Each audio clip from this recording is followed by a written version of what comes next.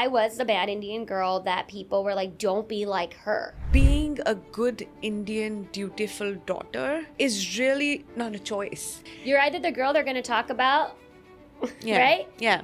Or Yeah. or you're not. Or you're the girl they're going to look up to. Right. You got two choices. And I was the girl people talked about. That's who I was. Like, I was the bad Indian girl that people were like, don't be like her. Parents would tell their kids, she's not good news. Look where I am now. And there is no bucket as a good Indian girl. There's no such thing. Yeah. Nobody's one. As a young teenager growing up in America. I felt like I stood out because I was othered in some way. Because when you grew up in India, being Indian wasn't like othering. I was raised with old India. My mom came from Punjab. She acts like she just stepped off the plane yesterday. We were just raised with this, like, they wanted to hold on to that culture so badly. They didn't allow us to grow past it, but India went past it. So how much of your own life is depicted in the book, The Fitting Oh, Indian? yeah. Okay, so it was inspired by true events. When I was 18 years old, did attempt to take my own life. I was a sophomore in college, and it was obviously a pivotal moment in my life because it was like, I almost wasn't here. And that to me is so scary to think about because look at how much I would have missed out on in 18 years. She makes us laugh and she makes us cry and somehow makes the chaos of motherhood feel like a shared secret. Jyoti Chand, known as Mama Jots, is a writer, a digital creator, a mental health advocate whose voice has become a beacon for moms navigating messy, magical, and the very real parts of life. With roots in stand-up comedy and heart grounded in raw honesty, Jyoti uses humor and vulnerability to talk about identity, generational expectations, self-worth, and the struggles we often keep behind the closed doors. Her debut graphic novel, Fitting Indian, is a bold exploration of culture, belonging, and healing, a mirror for many growing up between the two worlds. In this episode, we talk about everything from childhood to content creation, sobriety to self-love, and what it means to rise, fall, and rise again. As an immigrant, as a daughter, as a mom, as a content creator, as an author.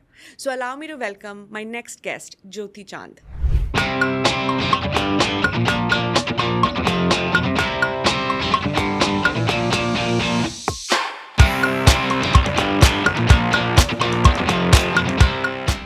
Welcome to the show. Thank you so much for having me. This is so exciting. Yeah, it's an absolute pleasure, and it all worked out. I feel like you were here in New York City, and glad to be here in person. Yeah. I'm so happy you're here. So, how are things going for you? Things are good. Busy as normal, as you can expect with a mom with 3 kids, 2 dogs, a cat. I don't even know how you do it, honestly. It's a lot. I'll start your journey from the very beginning. Okay. Where were you born? What was life like as a child? And what was your relationship with your parents, siblings? Yeah. Just talk to me about your family. I was born in the suburbs of Los Angeles, California, in West Covina, and I was born I was first generation. So my parents immigrated here. My dad in his late 20s, my mom after marriage. And I was the youngest of 3 and the only girl. So you can imagine, I was 2 boys. Spoiled and loved by everyone. Very spoiled. I was definitely similar to my own daughter, where I was just like spunky and loud and like very out there, and there's no shyness behind me and all of that. But I did love growing up in LA, grew up around my dad's side of the family. We're all still very close today, so it's really nice. Me and my brothers are super close. My parents and I have become friends in our adult years, which is amazing. They've also gone through their own growth journeys throughout my life, and it's just beautiful to see them be at a place where they feel content. But overall, we grew up very Indian. Yeah. And Burmese. My family is from Burma. Oh, okay. Interesting. Yeah, so we're Indo-Burmese. My dad immigrated from Burma. My mom immigrated from Burma to India, then India to here. Oh, interesting. Yeah. Did they know each other back in Burma or no? They did. Okay. They didn't know each other, whereas so when my dad knew my mom's mom. Nani. My nanny. So my nanny and my dad are closer in age than my mom and my dad. Really? Yeah, because my nanny and my dad are 8 years apart. My mom and my dad are 10 years apart. Yeah, so when my nanny gave birth to my mom and she came back to Burma, my dad actually held my mom as a baby, which I think is so weird. I know it is. It sounds weird.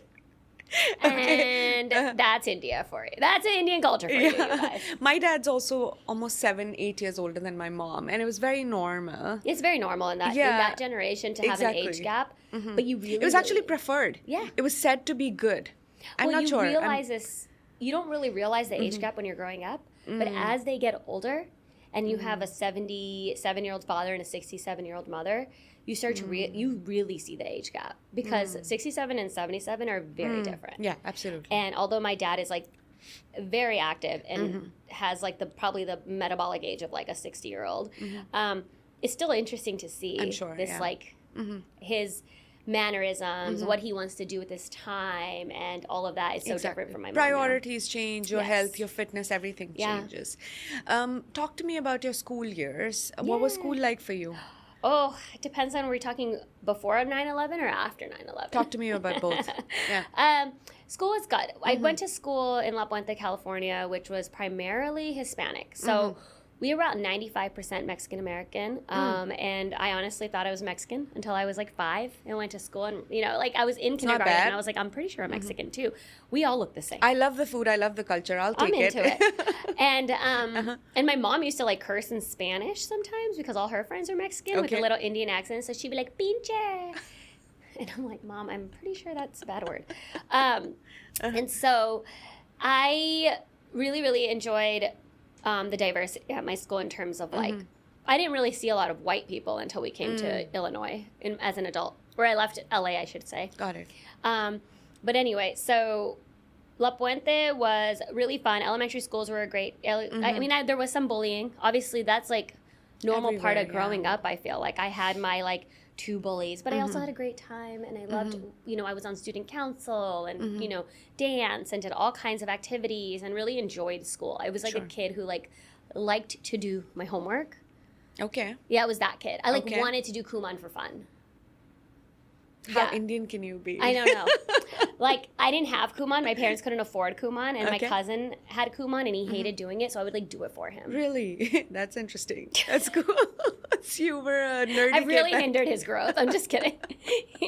And then 9/11 happened in 8th grade, and that was, like, life-changing for, I think, every brown person in America, because all of a sudden, you know, my skin color, my light eyes, my hair was like, oh, you're the enemy kind of thing. And it's crazy because we're only 13 years old, so you don't think it would translate to 8th grade. But after that, I remember having a bullying situation where this girl who was probably not, I'm guessing she was like white-sicken, like half white, half Mexican, which was like common in our hood. And I was showing a photo album of my, you know, to my friends after school before drill team practice, and she came up, and it was a picture of my parents at like the Mandar with like, you know, Dika and everything, and she came and knocked my album to the floor, and she's like, your parents bombed our country, kind of thing, and she tried to like kick my ass, in lack of better terms, and I'm that kid who ran to the nearest adult. I was like, ah! And I told on her. She got expelled.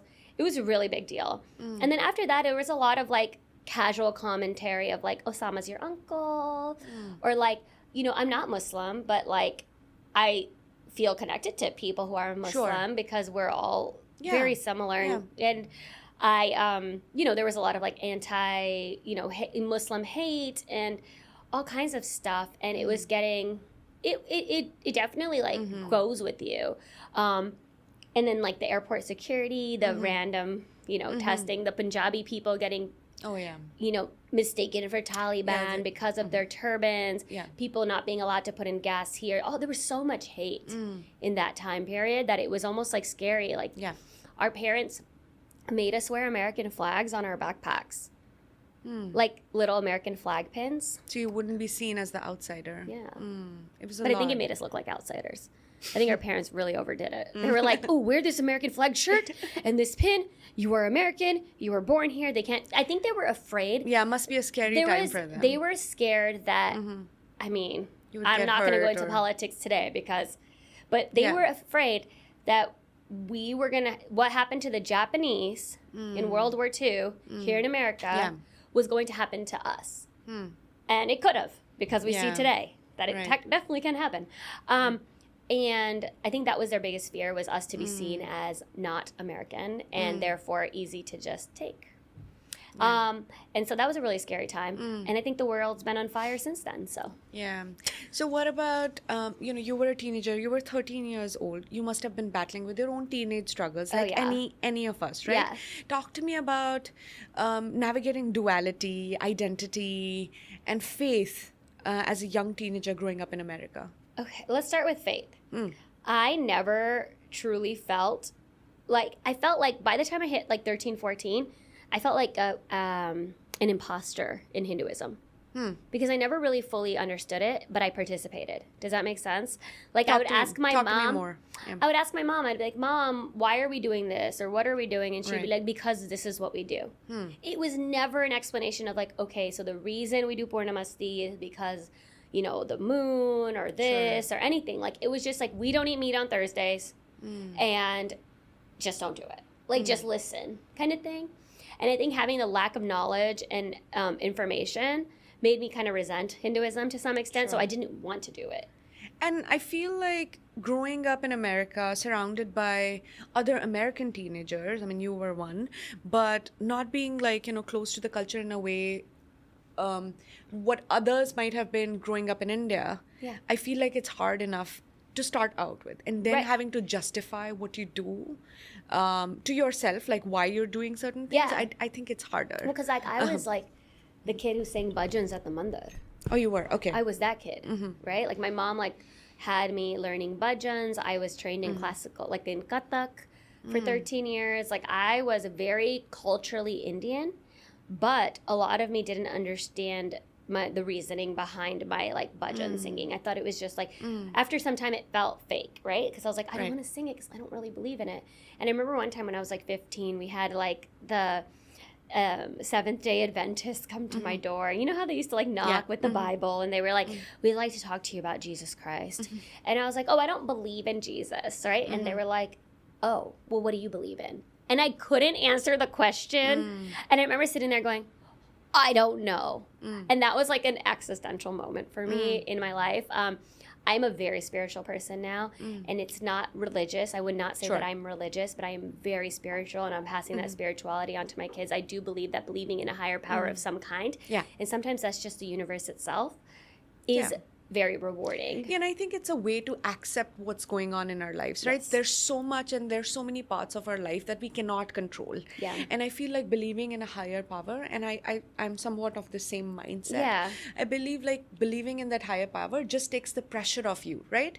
Like, hey, I did my best, but then it's up to the universe or up to whoever is out there looking out for me to sort of, be at my back. Right. But there's also this like power in like manifesting and like I do believe in like astrology and the power of like the alignments of the planets, and I think there is a lot of energy shifts that happen in this like general energy. So I am very like woo woo and witchy when it comes to that stuff.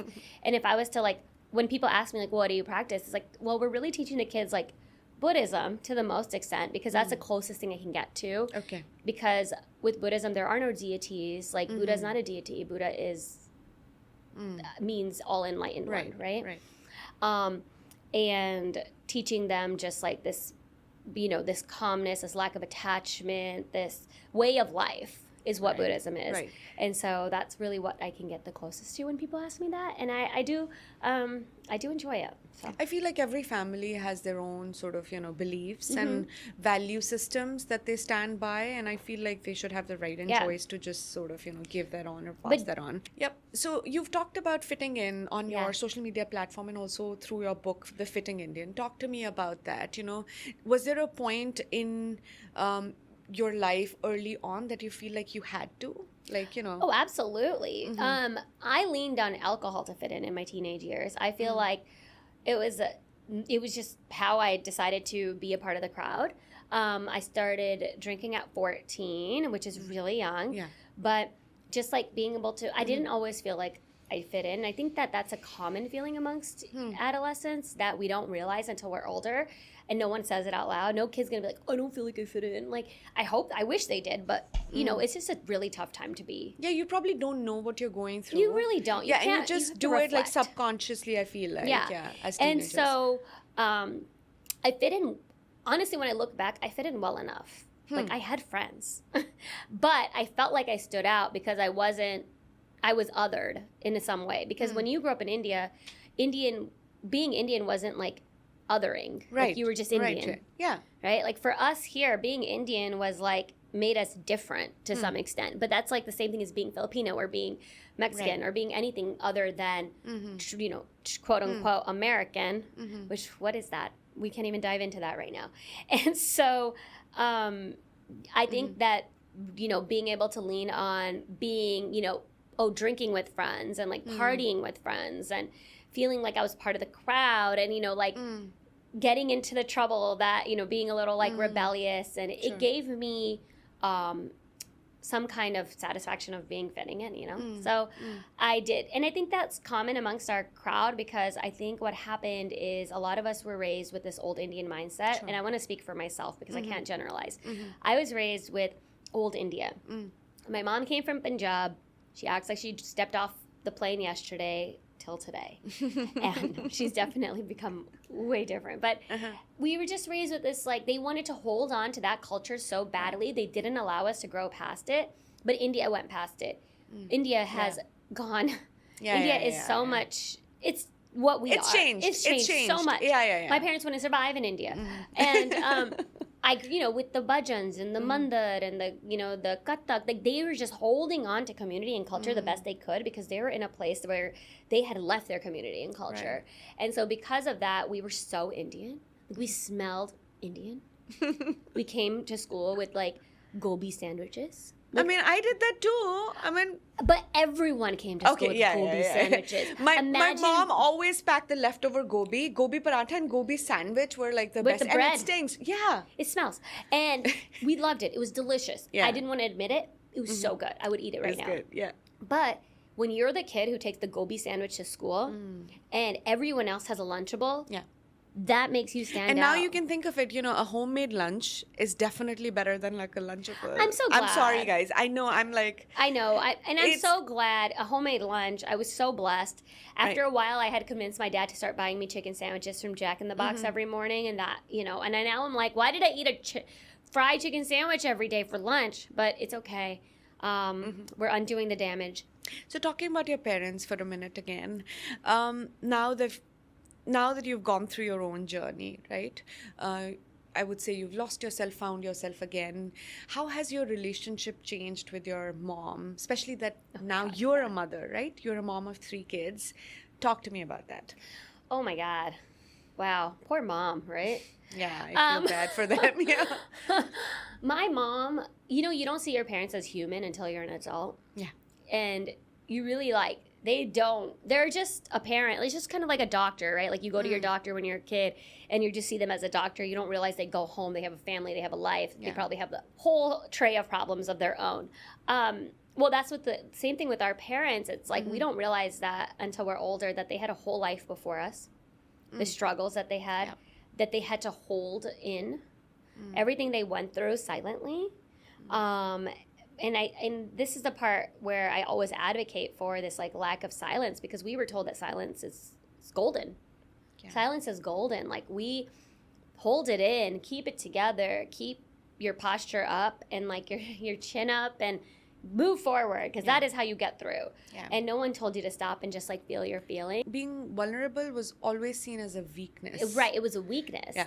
And so when if someone's supposed to be like, oh, I'm struggling, you're weak, right? Like, even sharing that, but everyone struggles. And so everyone was just like bottled in and just like dealing in behind closed doors. And so I think my mom has truly gone through a journey, and it's not fully my story to share, so I'll just keep it like very like superficial.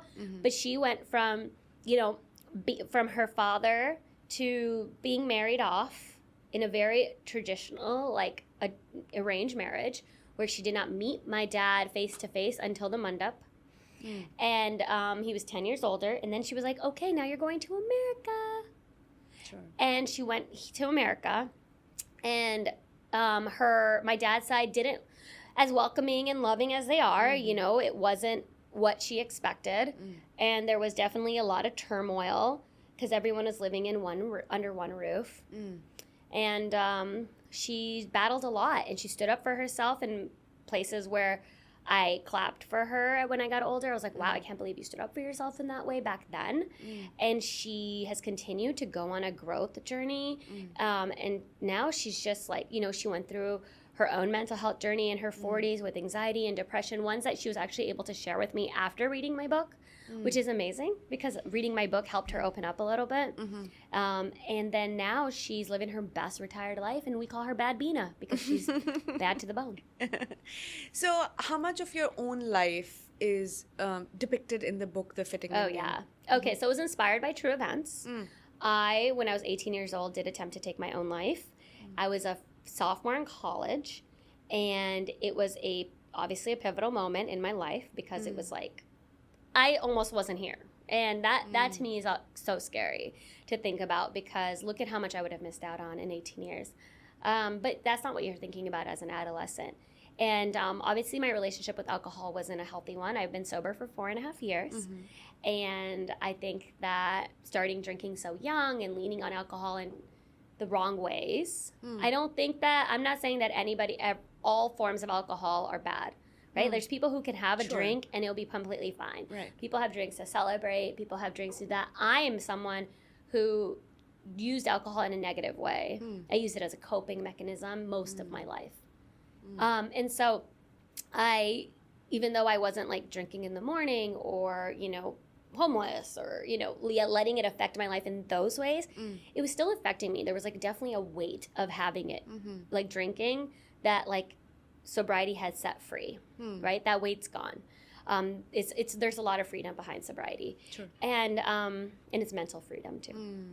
But that part of the book, the self-harm aspect of the book was real. I did self-harm in my teenage years.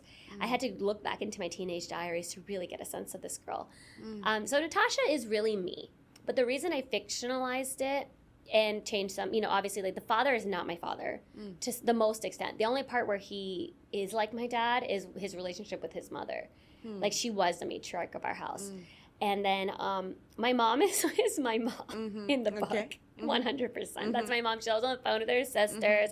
I was yelling at me, stuff like that. And, you know, we really did like kinder a relationship. But in the book, it happens within a year span. In real life, it took a decade for us to have that relationship. And I didn't have my brothers depicted in the book at all. So I just made a brother up. But I made it fiction and based today because I needed social media to be a part of the book. And social media is huge for adolescents today. And the damaging effects of social media, as someone who's on social media, I couldn't imagine doing this without my full prefrontal cortex thingy, lobe. Right. I mean, you can navigate it differently as an adult versus like a pre-teenager or a teenager who doesn't have any idea about like, you know, the world out there. Girls, I've, you know, sort of read, feel more insecure about their bodies, about how they look, and men, boys, they feel more aggressive. These are the direct effects of social media. And this is coming from, you know, someone, and I know you're in the same boat, from somebody who's built a career through social media. Exactly. We know that there's benefits of social media. Like this, social media has put food on my table in so many ways and a roof over my head. But I mean, my kids have asked me, when can we, you know, be on Instagram or get an Instagram? And I was like, when you're 18. And even then, I'm like, you're not ready. Yeah. That's going to be us as moms, I feel like. The thing is like, if we felt insecure with magazines, right? Like, just like fashion magazines, imagine the insecurities that girls are feeling. Like, I had body image issues just from looking at a Cosmo. Yep. And you're well able, like, you know, you would fit in most of the criteria, but it's just hard, right? And it's manufactured. So we forget that most of social media, whatever we see out there, is engineered to some extent. You know, I feel like a lot of what you share is raw and honest. But there's always that, you know, element of like, you know, putting it together for the gram, right? Right. There's pieces that I'll never be able to share, right? Like pieces that I'm never... And that feel intimate to you or your family. To my family. Stories that aren't my own. Things I'm going through that are someone else's journey that I'm a part of. or just like really inner workings of my marriage. Like, I love my marriage, but I'm not going about to throw it on social media. Exactly. Because I cherish it and there's so many pieces much. of it, right? There's the highs and the lows. Yes. And that's what That's makes life. it like, exactly, that's what And life. I'm never going to throw my kids' tantrums on social media, except Sure. for Keisha, because he's 2 and it's adorable. But like, you know, my own kids, like, their behaviors and their temperaments and all of that, like, that's not fair to them. Right. And so, yeah, you're getting as real as it could possibly be, but the nitty gritty, like, you have to fill in the blanks. So you said you tried to self-harm and also commit suicide at the Yeah. age of 18. What made you feel that you didn't have any other choice? And why did you decide to talk about it now Yeah. through your graphic novel, which is meant for teenagers? So I definitely was just very depressed and anxious, and I don't think alcohol helped with that. The lack of the lack of fitting in. I didn't get my period until I was like 15, almost 15. So I had like no womanly body parts, which still seem to have not come in, which is weird. Right. I got made fun of for being flat chested. I didn't, at this point you wanted to be desirable to boys.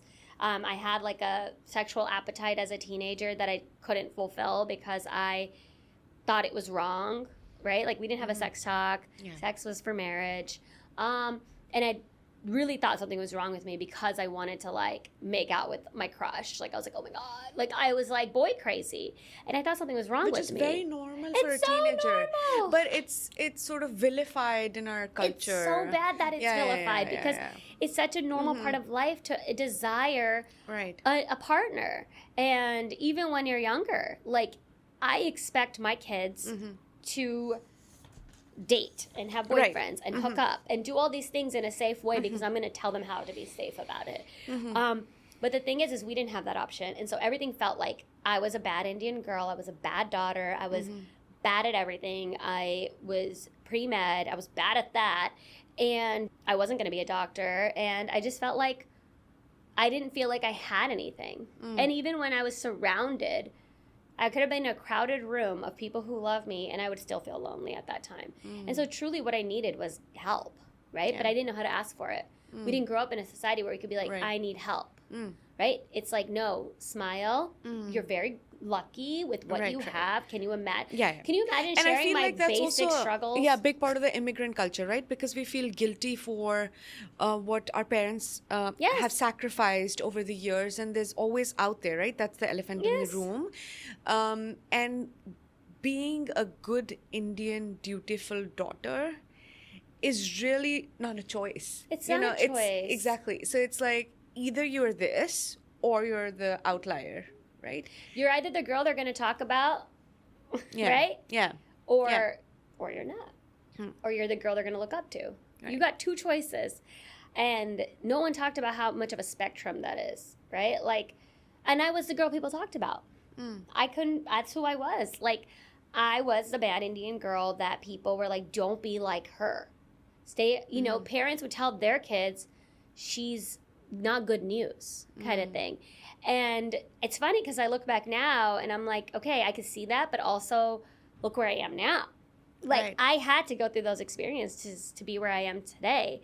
And I've seen people who were the good Indian girls who are struggling now because they Right. weren't struggling then. So we're all going to struggle at some point. Right. It's all about when do we ask for help and when do we get help. And there is no bucket as a good Indian girl. There's no such thing. Yeah. Nobody's one. I feel like It's impossible. the binary thought process is very ingrained into our culture. I grew up in India, so my experiences were very different, but my culture is the same, Yeah. right? We grew up in a similar or very same culture.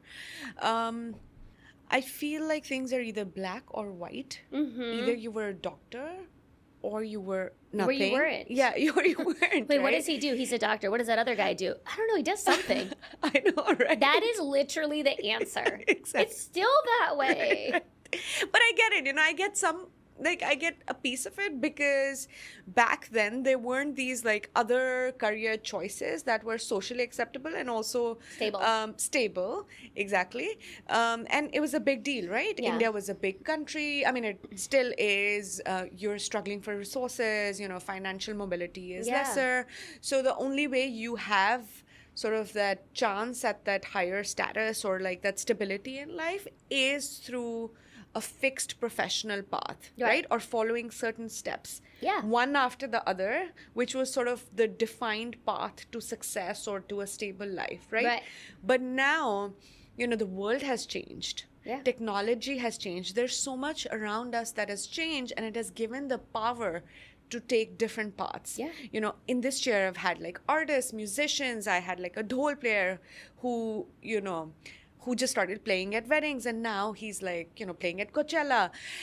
So very cool. I mean, 20 years ago, 30 years ago, we didn't have these examples or these, people in the society which we could look up to. And a big part of like me doing this is highlighting those stories and saying, you know what, she did it or he did it, and you can do it too. Feeling seen and helping, someone who wants to play dhol professionally. And people who follow unconventional paths to success, right?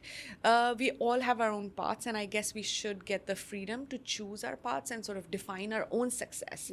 Success might look different to you as what it looks different. And it's going to look different to my kids. Exactly. Any person should have the ability to define his or her own success, I feel like. If you could tell your younger self one thing, or maybe your niece or nephew reading your graphic novel or listening to this interview, what would you say to them? Everything is fleeting, and never attempt a permanent solution to a temporary problem, because things will get better. Right. When we let it, things will get better.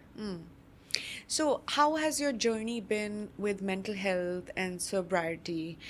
We talked about it earlier in the conversation as well, but how do you think it has changed you in a positive way? I'm assuming, yes.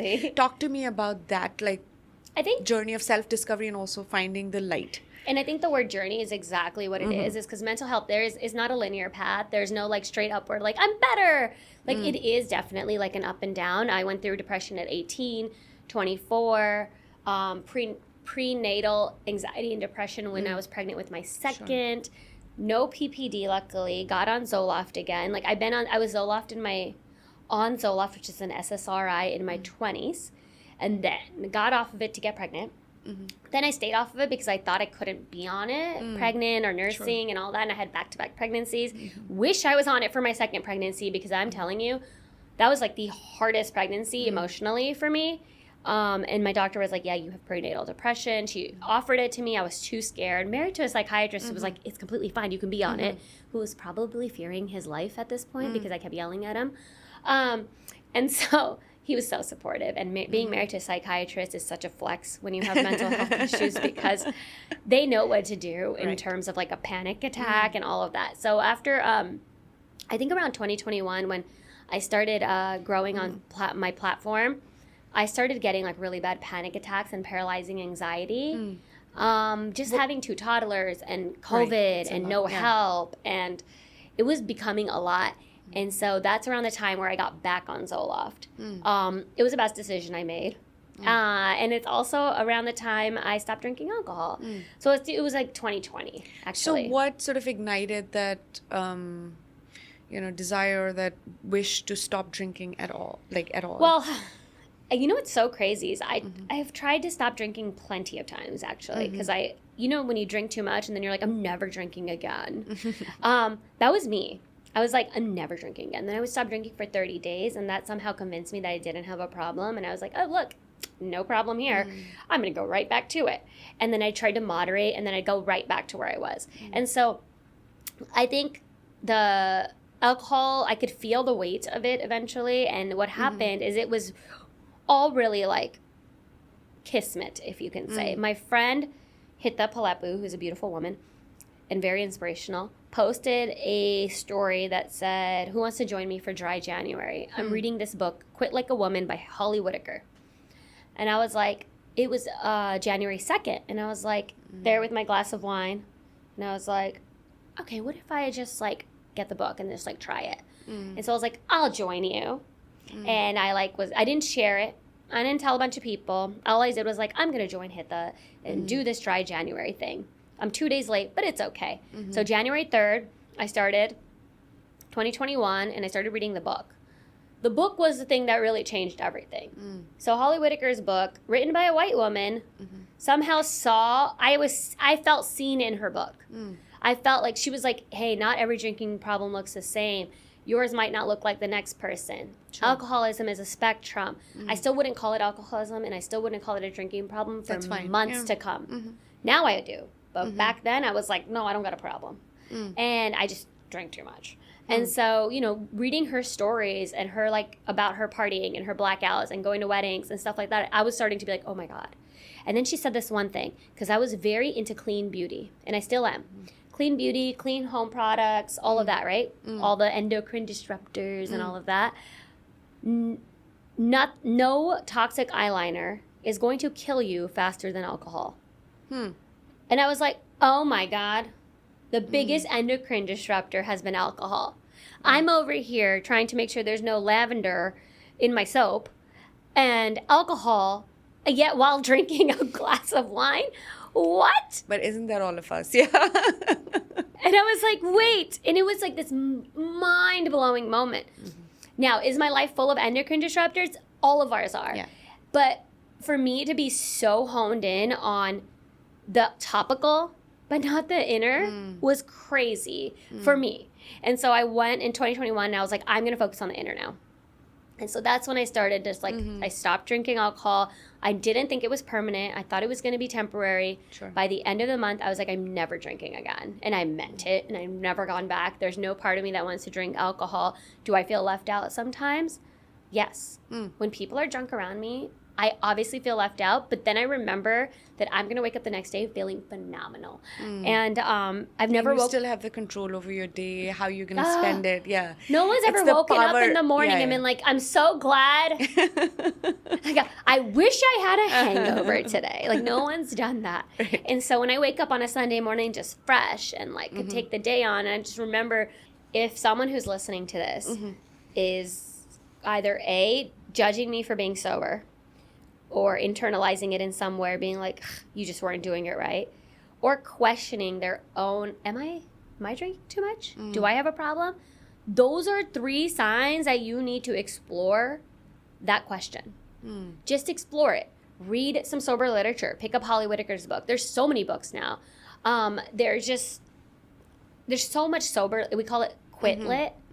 There's so much quit lit and sober literature out there now. And I hope there's more brown representation in that in the near future. Maybe me. And I really, really, really think that if it bothers you that I'm talking about sobriety and you feel personally victimized by it, that means something. Because that's how I felt before I quit. You've always used humor and vulnerability as a tool to sort of... I would assume to combat what you were going through. Yes. Off screen. Do you think it has helped you with your social media and building a presence online? Like, how do you see your online community? Oh my God. If you can't laugh at life at this point, like you are going to be miserable, right? Like, I feel like you have to laugh at the that happens because so much happens. That's why the funniest comedians are the ones with like the most trauma because they're just like, let me tell you the shit I've gone through. And so that's how my approach has been to life and to social media, is just to come on and be like, this is who I am. This is what I've been through. And this is how I'm dealing with it. Right. And so, and owning my own mistakes. That's another thing I really, really like have loved about being on social media, is that my audience, my community, and they're not my followers, they're my peeps. My community has really supported all my transitions. And I'm not saying like 100% of them, but most of my community has been like, you know, I was like drinking and then I was like, I'm not going to drink anymore. I was shopping a lot and now I'm like, I'm not going to share links anymore. Like, I can't do this anymore. Overconsumption. But I'm changing. I'm a growing and changing human. And you're watching me grow and change, right? So I'm going to be honest with you with my growth and change as I'm going through it, because I can't sit here and be like, all of a sudden I'm posting links and then I'm not. What happened? Don't you want to know what happened? Right. Like, I'm going to share my thought process and I'm going to share my why. And the reason I continue to do that is because even if it just helps one person or 2 people, and I get a DM that says, oh my God, thank you for sharing about overconsumption. I've been feeling like I was overconsuming and I truly like needed to hear it. Or I've been sober for a year because you shared your sobriety story. And I'm so grateful. And it's like those tiny little DMs that I get are the biggest thing in the world to me. Like, I don't care how many hate messages I get. Yeah. Those little ones are like... That's what keeps you going. It keeps me going because, I mean, to affect people's lives, it's hard to see through the screen, right? Because it's a one-way transaction for me most of the time. I'm giving and I'm not receiving as much. True. But when I'm in person and someone comes to me and they show me their semicolon tattoo, which means to take a pause, it's a mental health tattoo, and be like, me too, I went through something and now I'm not afraid to share it, is huge to me. Like, I could cry. I'm not going to cry right now. Was it a way for you to reclaim yourself? Yeah. The book, the social media? The book was healing, to be completely honest. It was very healing to write because I judged my younger self for a very long time. Like, why was I that girl?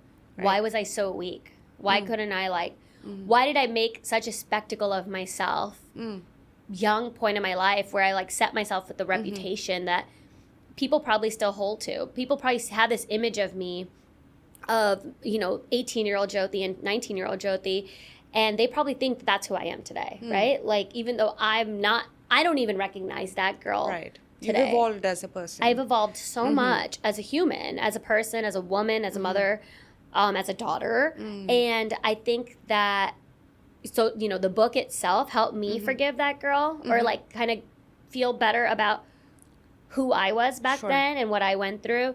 And then it also allowed other people who are reading it vulnerable enough to feel like they can share their own truths and maybe even heal their own past.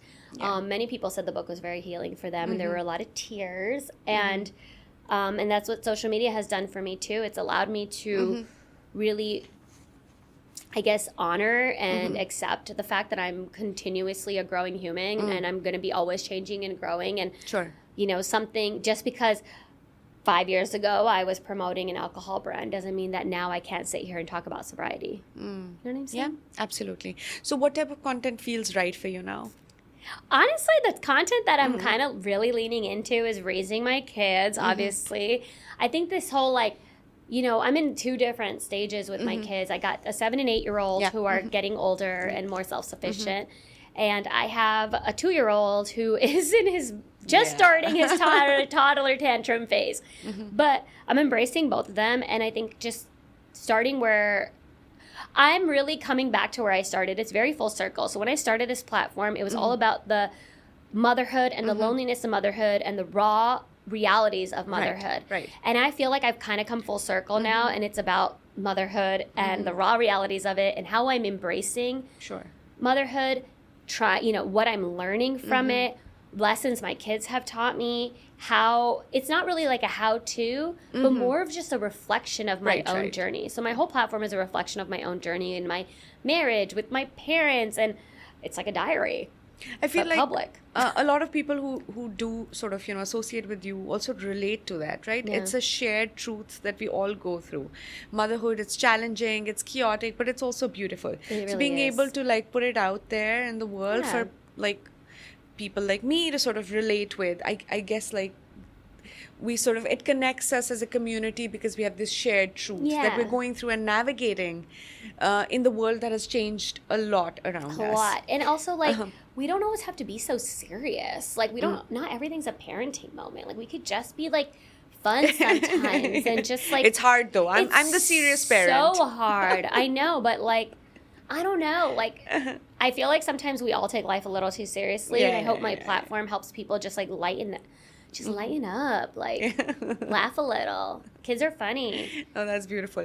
If I talk pure numbers, what do you think works on social media? Because the algorithm keeps changing. Oh, my God. What do you think as a content creator, for anybody who's into content creation or would like to be, as somebody who's amassed more than 300,000 followers across platforms, what do you think is going to be the future of social media? Like, what do you see coming? With AI coming, I think that we're going to lose so much authenticity from creators.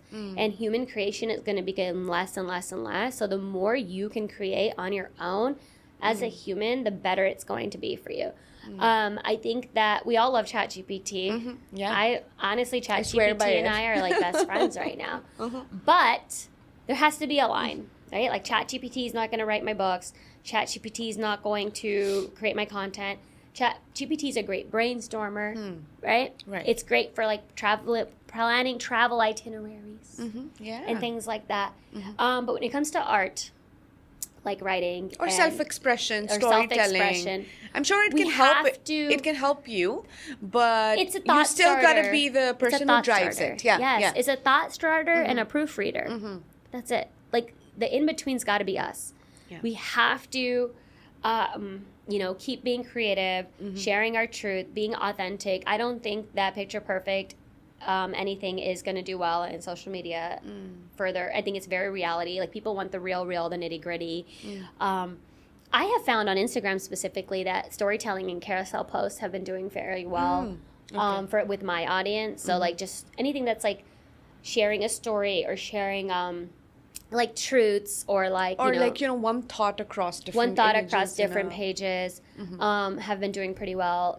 I still think humorous reels do great, just like anything funny and vibrant and joyful, things people just want to like just make them smile or laugh. And then anything that pushes against the norm, anything that's what do they call it? Uncommon. or like just out of the box, like something which you don't see. Yeah, like something that like questions morality, questions right. the world, questions, makes people think. Yeah. Right? I think that always does well as content. Makes sense. You talked about stepping away from overconsumption earlier in the Yeah. conversation. What made you do that? My son. Why now? Can we be honest? Yeah, My yeah, son. of course. We were watching the documentary Buy Now. I didn't expect anything from it. And at this time, it was like Black Friday sale for Amazon. And I was like deep as an Amazon influencer. Like I was deep into an Amazon influencer at this time. And I was building. And it was like crazy. And I was really into it. And I was like, yeah, let's do it, Amazon. And then I watched this documentary with my 8-year-old. And he was like, Mom, don't you work for them? And I was like, I work with them. Yeah. And he was like, don't you feel bad? And I was like, I do. Right now I do because you're asking me. I feel bad. Yeah, And kids he- have this way of making you feel He guilty. goes- he's like, why don't you stop working with them? And I was like, are you? And I explained to him how much money was being made off of that platform, what that looks like for us as a family. He be okay with not having that, right? And he was like, if it's better for the planet, yeah, I'm okay with it. Because if my kids believe if the planet gets smaller and smaller and smaller, that eventually one day it will just blow up. And that is what they tell me. And they're probably right. Even though it might not happen in our lifetime, it's not fair to the future. Sure. And, so I started looking into what would it look like if I cut down on sharing links and affiliate stuff? What would it look like if I started sharing, started buying less myself, right? That was really what it was, because in order to share and promote all this stuff, I also bought a lot of stuff, Yeah, right? for sure. And so then there was a lot of stuff in my life that I needed to purge out. I'm a big secondhand shopper. I always have been. I grew up going to Goodwill. I did not grow up with money. And so I've continued to do that. And I've introduced my husband to secondhand shopping when we started dating. And I remember him being super embarrassed that one time I mentioned that his sweater was from Goodwill. And he was like, why would you say that out loud? That is and I was like, why are you embarrassed to secondhand shop? Like, this is how I grew up. And so, and my kids secondhand shop, and we love it. And I realized I wasn't sharing enough of that on my platform. I was just sharing the links. And I was like, I need to share that. Like, I love secondhand shopping, so I've kind of leaned into that more. I've leaned into sharing. I switched to renting clothes. I've always rented from Rent the Runway. Sure. I've tried Nuuly, but I actually started using this New York-based, South Asian-owned company called Armour. Oh, their stuff is so chic, so cute. I love it, and I'm hooked because now I'm like, I don't need it. I can just rent it.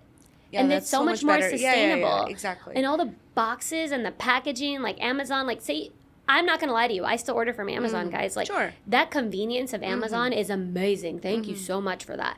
As a parent, you need that, right?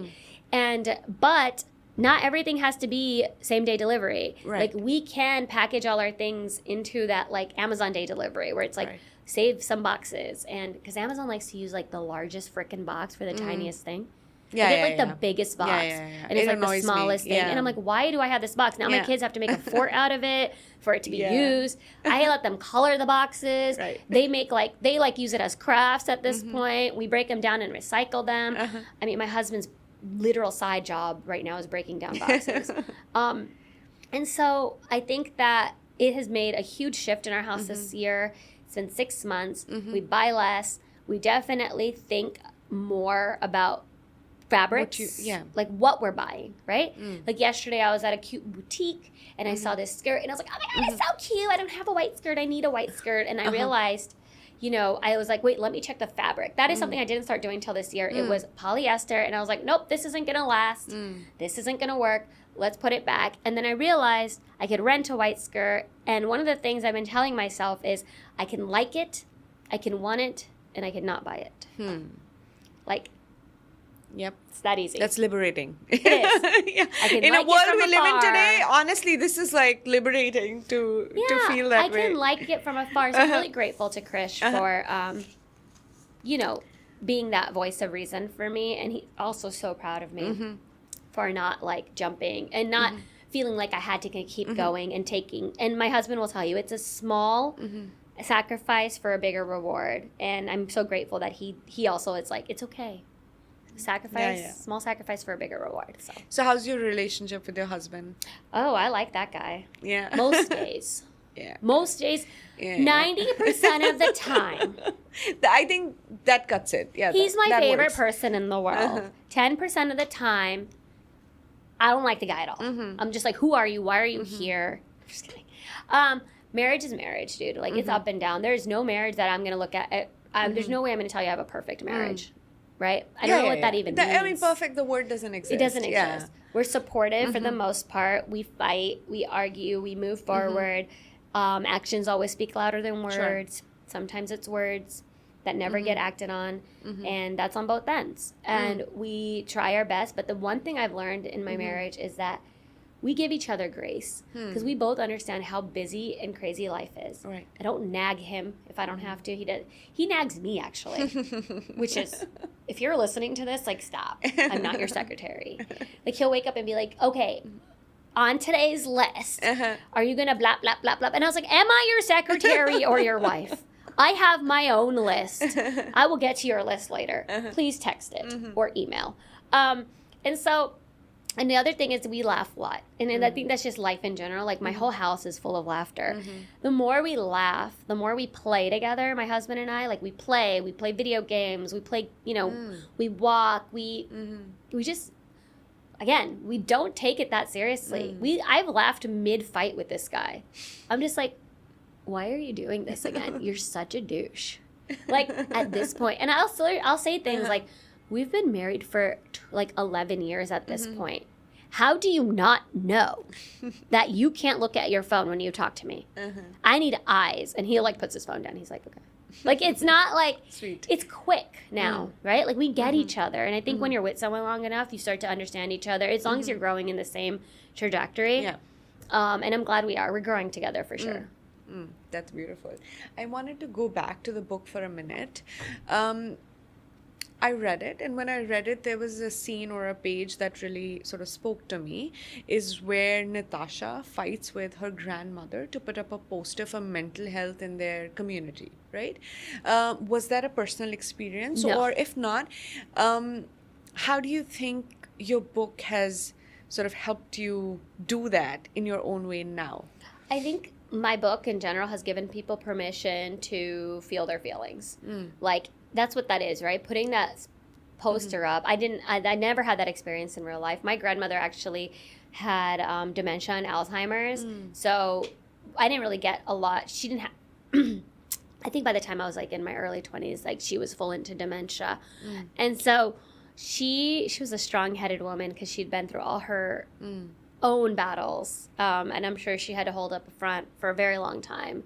And the thing with community is, if people in the community can be vulnerable together, they can help each other heal. Like, you cannot heal on your own. Like, you cannot be like, I got this. I'm going to do this. Like, you gotta lean on your people, right? And not everyone's your person, but we can find community within somewhere. Right. And it's not always your family. It's not always your blood. Yeah. It might be your sister-in-law, or it might be the friend down the street. Sure. But we got to find our community somewhere, because I couldn't heal without mine. And mine was luckily my parents and my brothers. But everyone is going through something. And the book is giving you permission to feel that, share that, and then also find the people you can heal with. Got it. So how are you promoting the book? If we talk about, like, you know, being an author for a minute, like, what is it like, you know, marketing it? Oh my God. I don't know if I'm built for book marketing. Marketing a book is really difficult. A lot of it falls onto the author themselves. It doesn't really, no matter whether you're a self-published or you're published at a big five, or, you know, you're publishing an ebook. You yourself as the author are the sole champion for your book. You're championing your own book. No one's going to do it for you. So that's one of the things that I find interesting. You have to be okay with just being like, I have a book. Do you have it in stock? Like going to different bookstores and being like, do you have my book in stock? I went to a bookstore so here being in New York. shameless about, like, you got to be selling it. shameless and sell it. Like, you got to be able to sell your book. It depends on what you want out of it. I would tell you never go into publishing for money, because that's not going to come from it. If you want an IP, that's a great thing to do, which is great, but not money. No, there's not really a lot of money in publishing. What I think I wanted from it was the ability to get my story into many, many, many hands, which is why I wrote it as a graphic novel. And because graphic novels are easy to read across generations. And I've had people as old as 80 read my book, actually older, and as young as 14 and 13 read my book. And so the fact that all of them were able to sit there and read it, even if they're not readers, you know, they're not avid readers. And graphic novels are just generally easier to sort of go through the content. Go through the content, and it's easier to deliver content, right? Yeah, absolutely. And so they're they're very hard to write, in my opinion. I wouldn't say they're harder to write, but they're very hard to write because of the format. But it's rewarding. Got it. Especially. So did you go to the publisher, or the publisher come to you? Oh, I went to the publisher. So I got an agent. I got an agent. So you thought of the idea first, put it together, and then I wrote it, yeah. Okay. I wrote it, got an agent, then my agent took it to, shopped it around, then we got an offer, and I took the offer from Harper. Very good. Very good. So, yeah, I have a second book in the works with Macmillan, and that's exciting, and I really liked working with them, and I'm excited for what's to come. Amazing. If you talk about influencing in the publishing world, do you think influencers make good authors, or do you feel like publishing houses have started to prefer them over conventional authors? What's your experience like? I think that you don't have to be an influencer to be an author. You don't need to have a large audience to write a good book and get someone to buy it. Sure. But that definitely helps to sort of market it, for sure. It helps to market it. I actually had about 20,000 to 30,000 followers when I got my book deal. So I wasn't at over where I am today. But having an audience obviously helps to market your book, which is great. Social media is a great marketing tool, but it is not the only marketing tool.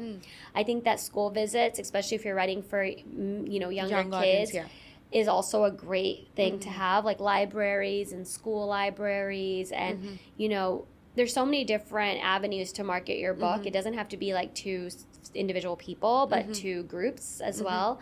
But having social media obviously helps. But I think that you shouldn't write a book unless you want to write a book, right? And if you have a story to write, you should write it, no matter who you are. And take the traditional route and go and query your book. Or self-publish. I mean, at this point. Do whatever it takes, right? So if you were to talk to anybody who's trying to build social media presence or want to take the content creator route, what would you say to them? Consistency. But that's with anything. Yeah. Anything. Any field for that matter. Yeah. Anything you pour yourself into for 5 to 10 years will bring you some kind of success. Yeah. And so if you want to be a content creator, go be a content creator. Act like you're a content creator. Do the things that you would do if this was a full-time job that was paying you. You gotta. It's an internship for the first couple of years. You have to pour yourself into it, and you have to ask yourself what you want out of it. Do you want an audience? How big of an audience? Because sometimes it's not about having a really big audience. It's more about your engagement. is your audience engaged? What are your numbers there? Because you could have an audience of 9,000 followers and make an entire income out of it because you have an engaged audience, right? If you have 1 million followers and a less engaged audience, you still might make the same as someone who has 10,000, right? Got it. So how you use your platform is How important. you use your platform is important. What you want out of your platform is important. What are you offering in terms of value is important. What value are you giving, right? Because that's important. We want is it humor and just joy? Because that's value, right? Is it advice or guidance? That's value, and what. And you have to set boundaries for yourself as a content creator because you work for yourself, and so you do have to shut it off. I have a flip phone that I switch to when I'm not working. This is a work weekend, so I have my phone. I have a camera that I use when I have my flip phone for my family, just to get videos and pictures of my kids and stuff like that, so that I'm not always on my phone. Because it is... Because once you go on it, you tend to use other things. You black out. You go for it. You go for the camera. Yeah. That's me. You go on the camera, you get a notification, you go on the notification, you end up watching a video, you watch a video, you send it to a friend, then you're like, and then you go to Google Maps and you start looking at restaurant recommendation. I'm done. And then you're like, oh yeah, remember that one dress that I was going to look at? And then you go back to that. I feel like it started to make me feel very overstimulated all the time. It's overwhelming. Yeah, I will tell you, one of the best practices that I have is that I don't take my phone to my room at night. I leave it downstairs. So how do you wake up in the morning? I'm always thinking to myself, I usually put an alarm on my phone. 3 kids. Oh yeah. Do you think that I sleep in the morning? I naturally wake up when the sun comes out. That is I have trained my body this weekend. I guess your body does that naturally, but you train it out of it. Yeah, no, you have to train it. Yeah. I go to bed reading a book, so I'm not overstimulated. I go to bed around 9 to 10 o'clock. I'm done. I'm out. Yeah, that's me. And then I wake up at 5. Sorry, I'm that boring auntie. I woke up 5 to 6 a.m. somewhere naturally, and then I get out of bed because I've slept enough and I slept well. And I will tell you that learning to sleep is probably the best thing for your health. Teach your body how to sleep the 8 hours it needs. Not everybody has the luxury. I have a 2-year-old in my bed. I get it. He wakes me up sometimes.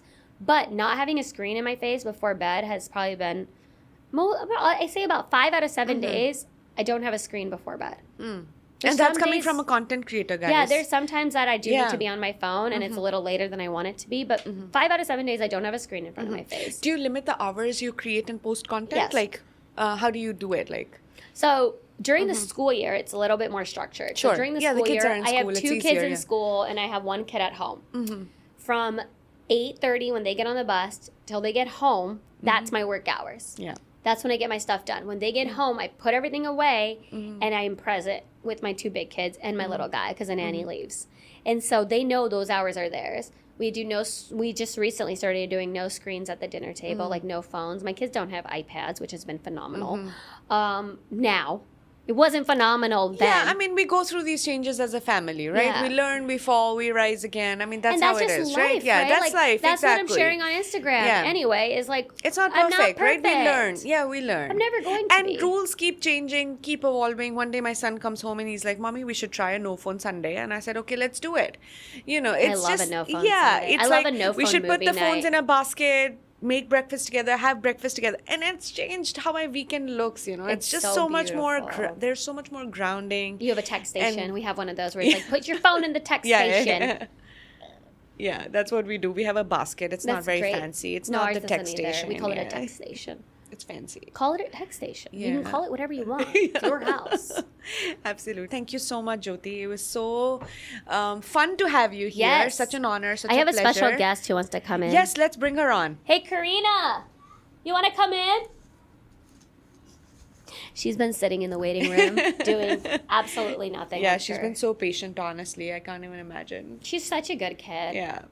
Do you want me to go get her? She's coming. Okay. She's just taking her time, trying to put in her shoes on. Do you want to be on it? Okay. Scoot in with your mom. A cat. Okay. You could, truthfully. We wouldn't mind. All right, you want to tell them what your name is? Kareena. So, Kareena, tell me, what do you like the most about what your mom does? Make money. Oh yeah. damn. Straight on. This girl has her priorities set. I thought she was gonna say something like, Free toys. Yeah, or something. No, Okay. make money, girl. I Yeah, like that's it. good. You have it right on. That's how it should be. And when you grew up, what do you want to be? Do you want to be like your daddy or mommy?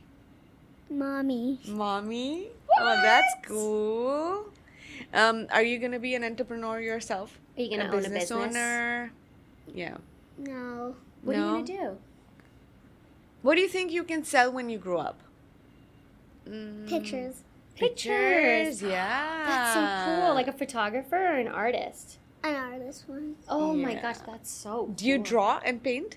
Yeah. Yeah. And so does your brother do that too? Yeah. I do it more than him though. Ah, 'Cause I that's really like cool. drawing and painting. What does your brother like to do? What does Krish like to do? Build. Build. Build. Got it. He's gonna be a builder. That's what he said. Really? And what about your little brother Keshav? Play with cars. Yeah, play with cars. Yeah, that's what he does now. Maybe once he's like Hey. 7. Yeah. He's gonna do it forever probably. Yeah, he might Yeah. be like an F1 driver. That could be possibly. Or an engineer or a car. Yeah, like, you know. he could do anything. He's Look like at a- she's trying to make him an engineer. He has like a toy Kidding. car. Sorry, you did it. I'm like I'm looking- wired. has I'm like wired a- to do I that. know. He like has a toy car that he always like drives around the house all day. He just Uh-huh. never gets off of it. Yeah. Oh, well. I saw this one video of you guys with your dad online where he was sleeping on the couch and you were trying to find Easter eggs. Yeah. How was that? Was it fun? Yeah. Yeah. Does Dad hide them every year? Yeah. And what does he do after then? Does he help Um, you find them or what? No, he just hops around the whole house. What? He dresses like a bunny and he Oh, hops around the really? whole That's house. cute. Because his name is Bunny, so he's Oh, his Mr. name is Bunny. Bunny. And- Okay. And every Christmas Eve, or like a few days before, he pretends to be Santa. Okay, I'll take that. My Your husband dad's has a cool. lot of costumes. Really? Mm-hmm. That's fun. He has 2 costumes. He's a lot of fun for a doctor. I saw his Santa costume in the attic. Yeah? But they know it's him and he still does it. Yeah. But it's cute. Isn't that fun? Yeah, and he also surprises us with the Easter Bunny and Santa. He also surprises us because he's the Easter Bunny, but we already know because we see his toes and he pulls his hat off to show ketchup so he doesn't cry. And he still do it. And He'll he be would like, still do it. Oh, he'll be like, Papa's going to work. Oh, Bye. and then he then dresses the up. Easter Bunny shows up every time. Yeah. Crazy. That's fun. And is there anything that you really, really enjoy doing with your parents? Other than that, your dad dressing up. What's the most fun to do as a family? Spend time together. Oh, that's That's sweet. really cute. And sleeping together all. Yeah. Yeah. We all sleep together in the like Isn't that by the cool? couch. We just put a like a thing out and then we just all sleep there. What do we call That's it awesome. when we all sleep together? Slumber Oh, party. it's slumber Oh, party. slumber party. Very nice. Every Friday, my husband love does a slumber sleepovers. party with Uh-huh. the 2 big kids. And Aw. Saturday. And Saturday. That's fun. Well, thank you so much. It was Yeah, thank an absolute pleasure to have you you. both and our special guest, Kareena, on the podcast.